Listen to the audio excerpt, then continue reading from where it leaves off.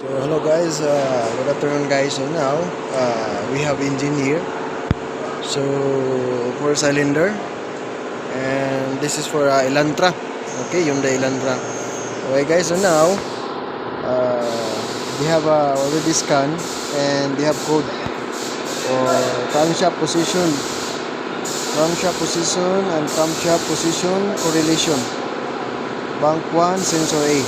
Okay, so P0016. Now guys, we already removed the valve cover and also the front engine cover. Okay, so now I already put in the number 1 top dead center, and this is the timing mark now. So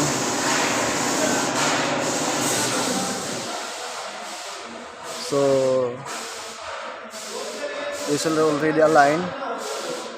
Okay, and this is the mark. This is the good mark.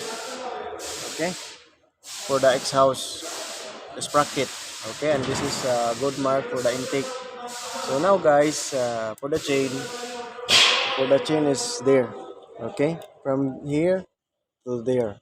Okay, so if you count 1 2 3 4 5 6 7 8 9 10 11 12, so 12 teeth. Okay, and now if you count from this mark, so see that align. Okay, the correct is here, but now not aligned. So if we count here, okay, one, one, two, three, 4, 5, 6, 7, 8, 9, 10, 11, 12. So the timing mark, it should be here, but now the timing mark is here. Okay, so this timing is not good. Okay, you jump one teeth or half. This is one. Okay, this is half. So it should be here because 1, 2, 3, 4, 5, 6, 7, 8, 9, 10, 11, 12. Okay, the exhaust is good, but the intake jump a half teeth. Okay, and if you count from there, example from there or from there to the crankshaft timing, the crankshaft timing mark, it's all that is 38. Okay, I already count from the crankshaft. From the crankshaft, if you see this mark, okay, if you see this mark, from there up to there, it's already 38. Okay, and this capsule sprocket, it should be here. So this timing mark is jump one tooth.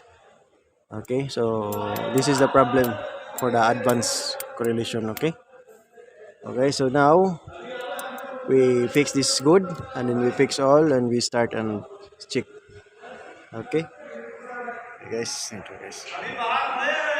So now guys, I already replaced a new one, the camshaft clutch or the camshaft sprocket for exhaust and intake. Okay, and also the timing chain is new, also the tensioner and the chain guide. Okay, so now this is the timing mark. Okay, so it's aligned, the sprocket and the chain. Okay, and also the crankshaft.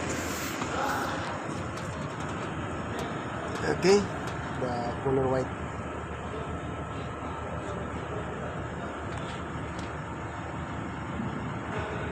Okay, so now I turn in 1 revolution and see if I jump or okay.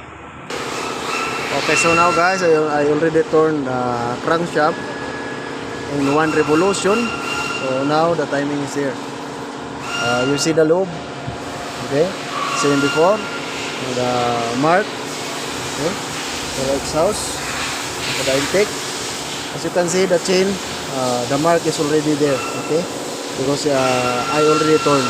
Okay, maybe 1000 turn, the mark will be aligned. Okay, but now we count from here: 1, 2, 3, 4, 5, 6, 7, 8, 9, 10, 11, 12. So it's good. Okay, so from here to there is 12 teeth. So okay, good, no jump.